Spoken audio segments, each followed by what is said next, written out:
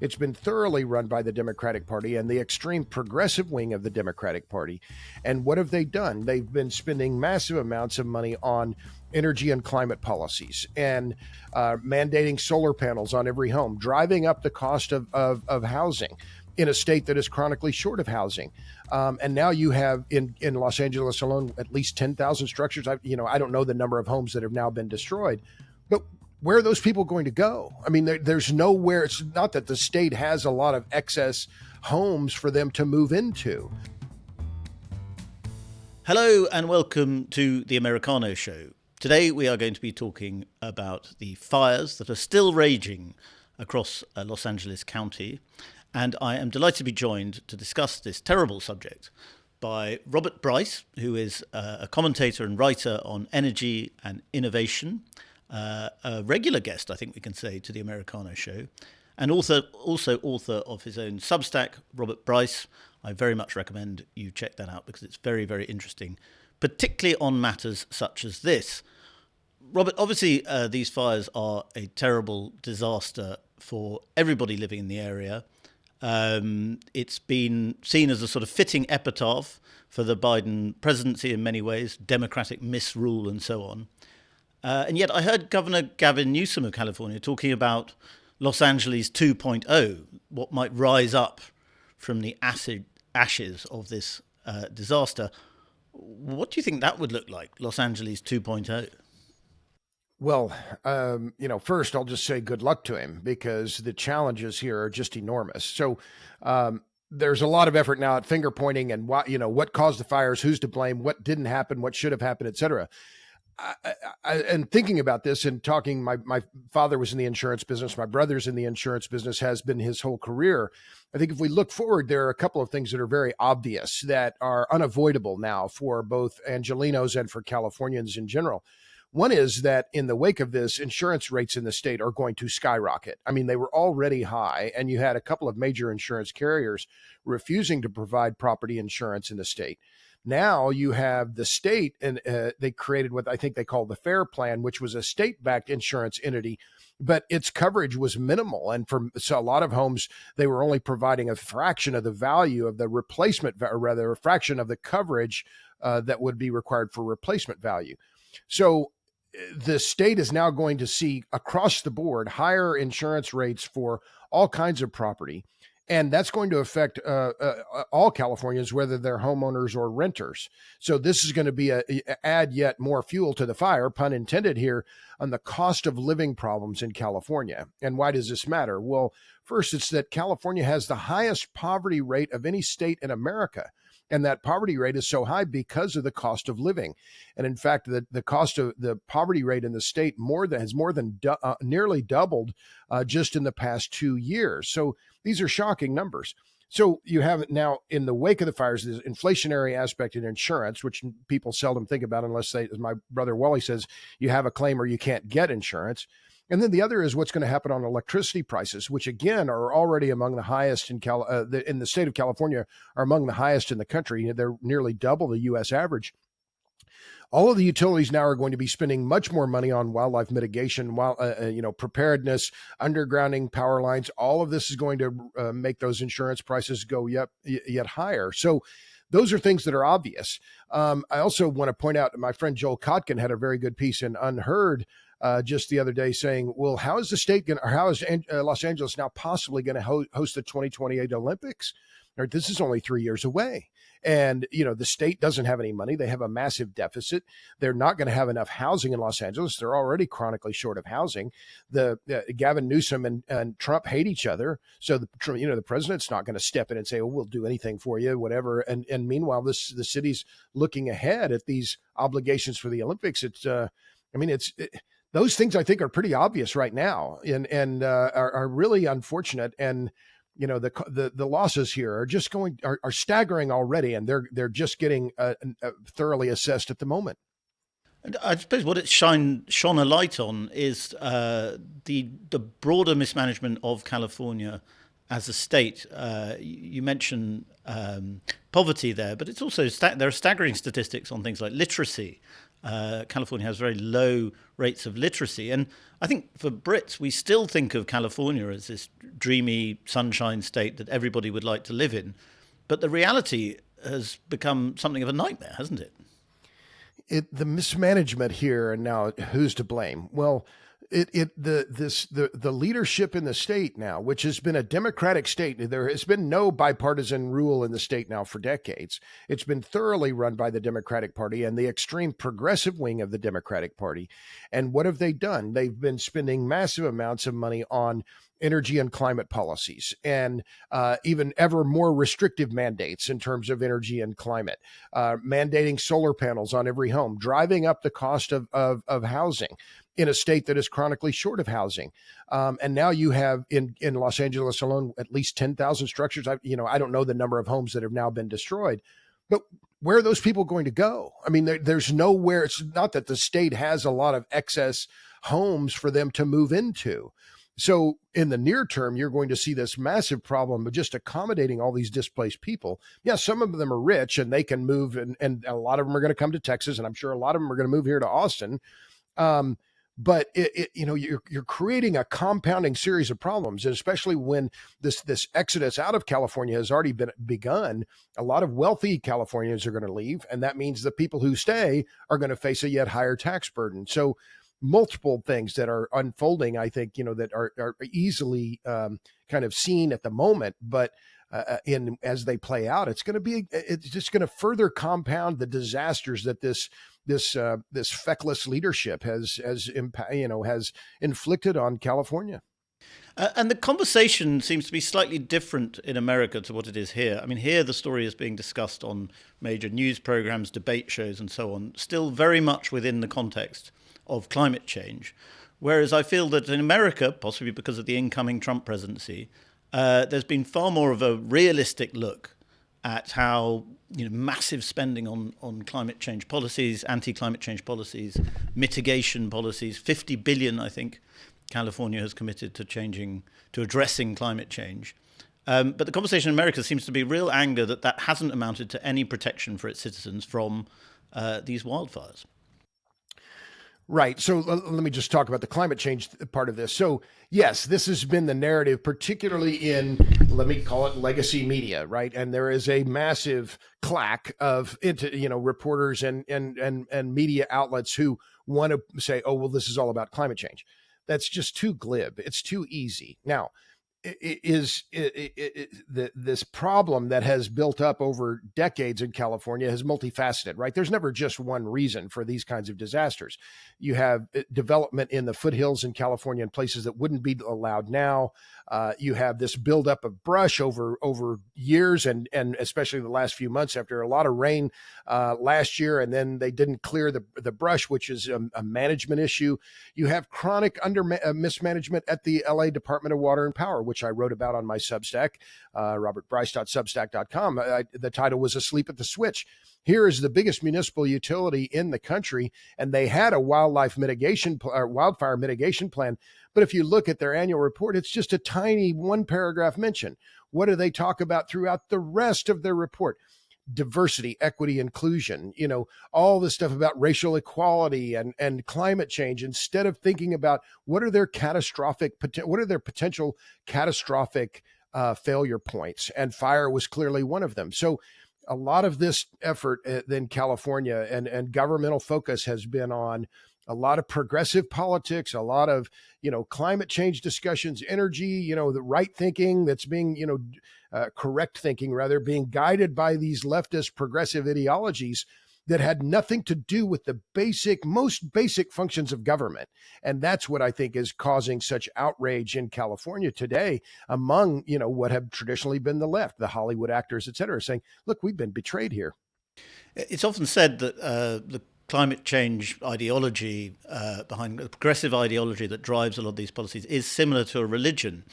And looking at the reactions of some people, you do see that, don't you? That it's really, if you are to talk about how they could have done mitigation better or, cleared the brush and so on, you're committing heresy for a lot of people because you're not addressing the God that is climate change.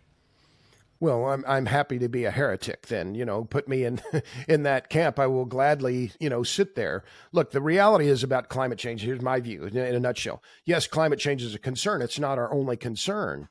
And it is not the sole reason why these fires happened.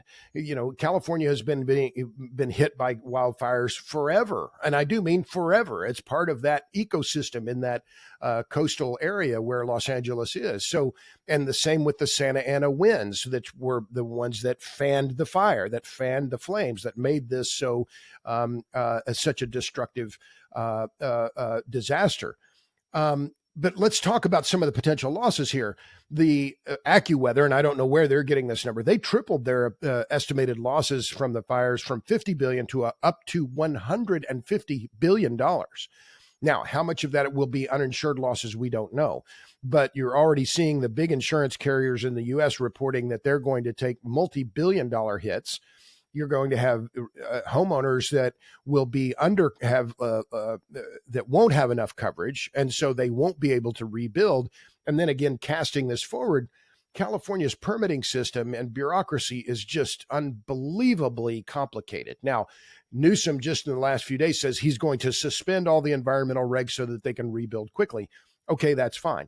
But you're already in a state that has very high labor prices, and you've lost 20,000 homes. Where are you going to find the labor? What about all the sheetrock, the lumber, the building materials? All of these things are going to come together, and they will slowly manifest themselves over the coming years. But if you're trying to rebuild and you can't get insurance, or the insurance is too high and you need a mortgage, well, you're screwed. A lot of people saying that FEMA, the Federal Emergencies Management Agency, should be the person to pick up the tab here, but people are saying that it's run out of money. Is that true? If you enjoy what we do here at Spectator TV, then why not subscribe to the magazine as well? If you subscribe today, you'll get 12 weeks for just £12, plus a free £20 John Lewis and Waitrose gift card. You can sign up at spectator.co.uk/TV offer. I can't speak to that. I don't know that, Freddie. That's a good question. What I can say is that, Trump and Newsom don't like each other. And Newsom, had been disparaging Trump all along. He had convened a special legislative session, and I think maybe it's already being gavelled in this week. I'm trying to remember. But they're creating a special session about how to fight Trump in the new administration. And now Trump is coming into office, and suddenly Newsom needs Trump. Oh, well, gee. Trump, I'm no fan. I'm not a Republican. I'm not a Democrat, but Trump has a long memory, and he has no love lost for California. And so, will the federal government help? I'm sure they will, but it would be far different if Kamala Harris were in the White House. I'll tell you that. And regardless of what one might think of Trump, I think it's indisputable that he's been vindicated, because he's talked a lot about Californian wildfires, the dangers of mismanagement. He's talked about the forest brush. He's talked about a program to protect a little tiny fish, as he calls it, the smelt, which has ended up sort of diverting a lot of water into the Pacific Ocean, so that a lot of California is effectively a kind of pyre of farmland. He's been right about this, hasn't he? Well, and isn't it, it's funny. What's the joke that just because Trump says it doesn't mean it's wrong? It's like, and that seems to be the case. But, LADWP, to bring it back to this agency, which is the biggest municipally owned utility in America. They have something like 8,000 megawatts of generation. They serve 4 million Angelinos, water and power. But they had drained a reservoir that was above Pacific Palisades in order to do some repair. And why are you doing that now? And this was you can debate whether that water would have been valuable during the fire, whether any quantity of water would have been enough to, stop a fire of this magnitude. But nevertheless, this. In fact, I think it was the owner of the LA Times. I forgot his name. He's a physician. He just pointed out that, all we want in our politicians is competence, and in our leadership is competence. And what we are seeing is a tremendous lack of competence. And, some of these things that you've seen in the leadership, LADWP, the woman who heads it, her name is Janice Quinones, I think. She gave an interview last summer saying, well, our first focus is on equity and diversity. And, well, wait a minute. Shouldn't your first focus be on making sure people have water and power? I mean, it seems like that's your job.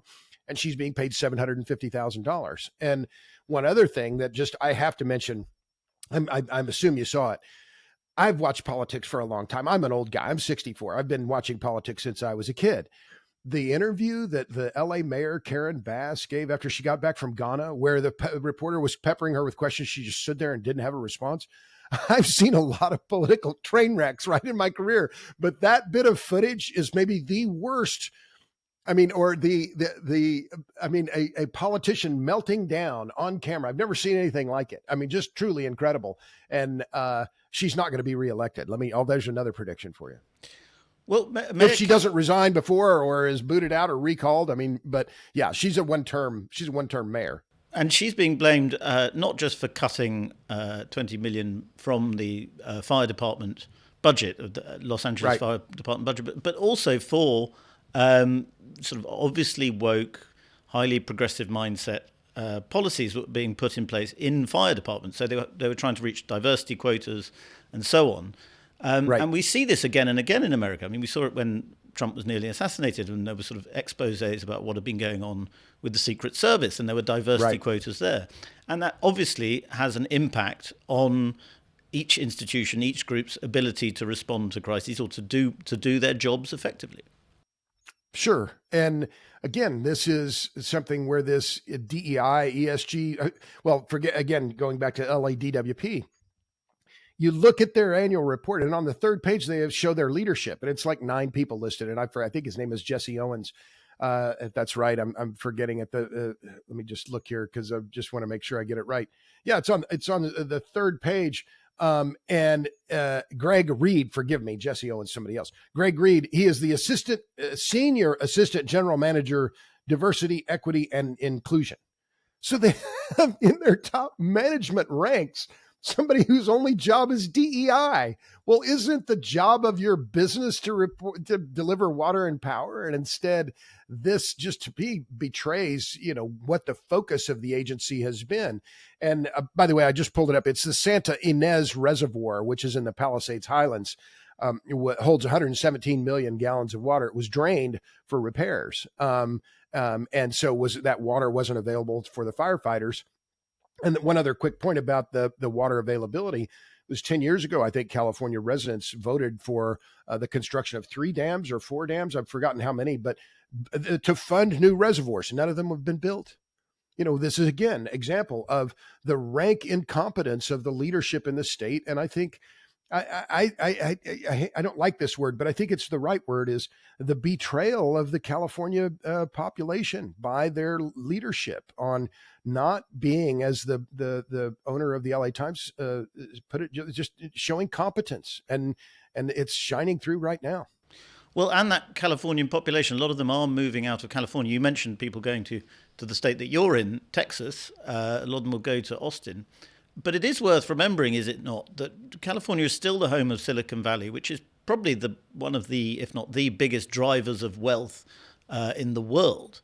And for California to have all these problems of poverty, of education, of general mismanagement, while being still a very rich state in many ways, is quite staggering. It is, and you make a good point. And but I'll add to what you said. Yes, there is no doubt that Silicon Valley has created a lot of wealth and a lot of super wealthy people, oligarchs. I mean, they've effectively become oligarchs. Zuckerberg and Laurene Powell Jobs and the rest of them, Larry Ellison. But the Silicon Valley doesn't really create manufacturing jobs. In fact, it doesn't create many jobs at all. And what do the working class, what do the poor and the middle class, the working class, what do they need?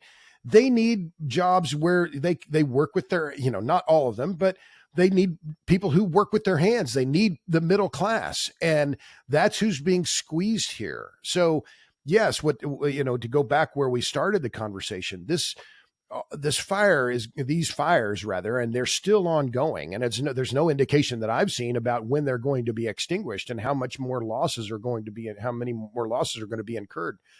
But it's just going to further exacerbate this massive disparity between the super, super rich in California and everyone else. And now the super, super rich, including, Pacific Palisades was not necessarily only the wealthy there, but who's going to have to go in and do all the work to rebuild? It's going to be the working class. Are there enough of them? Are they going to be available? What are they going to charge? I mean, again, that's the concern I have as I look at the U.S. system and I look around the world. I'm not really focused on left-right issues. I think what the real disparity is, it's between the top and the bottom. It's the class issues, and that's another thing that my friend Joel Kotkin has written a lot about. That what we're seeing is really the conflict between the super wealthy and the rest of the population. Well, and I think it's Joel Kotkin who writes about neo-feudalism, and that's right. California does seem to be a pretty prime example of this. It's almost like a undeveloped or third world country in many ways, in that you don't really have a middle class. You've just got very, very rich people and a sort of slave class or underneath them. Yeah, I mean, slave class might be a little strong, but I think that, yes, I mean, it's just that the working class is being squeezed and squeezed and squeezed harder and harder and harder. And the wealthy are mobile. They can afford to move. They can afford right now, they can afford to be in hotels and motels, and there aren't enough of those. But, what's the situation going to look like in a year, in 2 years, in 3.5 years when the Olympics are supposed to open in LA? I talked to Joel Kotkin. I consider him a good friend of mine. I talked to him last night, and he said, remember, the last time LA had the Olympics was 1984. Ronald Reagan was president in 1984. And so there was a natural affinity between the federal government and California at that time. And he points out there were a lot of other corporations, big businesses in California that were manufacturers, aircraft industry, others that, were part of the fabric of the system in California. Well, a lot of that manufacturing activity has gone overseas or gone to other states. You have now, I think, I'm not going to say real hatred, but a great deal of dislike between the president and the governor of California. And so all these things have, are a dramatic difference from 1984 when the LA Olympics were held and were considered one of the most successful in the U.S. Hosting of the Olympics. But, it's also indescribably, just on a personal note, my daughter has been living in LA and she recently flew to Mexico City to get away from the fires, but it's all just so indescribably sad. And, to see the destruction of, what has been a truly great city in America, and this destruction from the fires, but it's been, the result, I think, of a long, slow degradation of the competence and the ability of the governing class in California to take care of its people. And another point that isn't really talked about is the actual pollution caused by this fire. So the failure to mitigate wildfires or to come up with ecologically reasonable programs that would stop fires happening has caused an environmental catastrophe in and of itself. That's an interesting point. And I've thought about that a little bit, but I also think, okay, well, how does this happen now? What's the cleanup going to look like now? How is this going to, go from here? And I think it's going to, require a massive amount of diesel fuel, right? You look at all those homes that have been leveled. What are they going to do? Well, you're going to have to get a bulldozer in there. You're going to have to get a front end loader, and you're going to have trucks that are going to have to haul all of that debris away. And where are they going to put it? How many landfills are going to be needed to take all of that waste? That's one part of it. And yes, there's going to be, toxic air. There's going to be, the dust, the ash, all of these things are part of that, what you're talking about. And then how are they going to get permits? What are you, where's the concrete going to come from? All of these things, any kind of rebuilding effort, reconstruction effort requires massive amounts of hydrocarbons in a state that has said they want to eliminate internal combustion engines. I mean, the energy realism is going to have to, come to the fore here because there's just no other choice. Well, and as discussed on the last time we had you on, Robert, energy realism is coming to the fore in the shape of the Trump administration, the new Energy Secretary, Chris Wright. Doug Burgum is going to have a senior role there too. There is energy realism on the horizon. I spoke to my friend Greg Grugan. He's a TV reporter in Houston. And he came to Austin. He interviewed me last week, and I said, what we're about to see is the biggest, it's a 180-degree pivot from the Biden administration to the Trump administration. This is going to be the biggest reversal of energy policies that we've seen in modern American history. And I'm very hopeful. I consider Chris Wright a friend of mine. He's a brilliant guy. He's entrepreneurial, and he's a humanist. And instead of demonizing energy, he sees energy as needed for people. And he's an energy humanist, and he's been very successful in business and shown a true compassion and a humanism that has been needed in that spot. And I don't know if we talked about it before, but he's the first Secretary of Energy in the U.S. And remember, this agency was created in the Carter administration to actually come from the energy industry. Heretofore, it's been a cause for disqualification. We've never had an energy person as the energy secretary. Ronald Reagan appointed a dentist. I mean, so it's like finally we have someone in that spot who knows what they're talking about. It's I'm really hopeful that they can do some good things there, particularly on the nuclear front. Well, on that optimistic note, on the subject of a very depressing and gloomy story in many ways, Robert Bryce, thank you very much for coming on to Americano. It's always great to talk to you.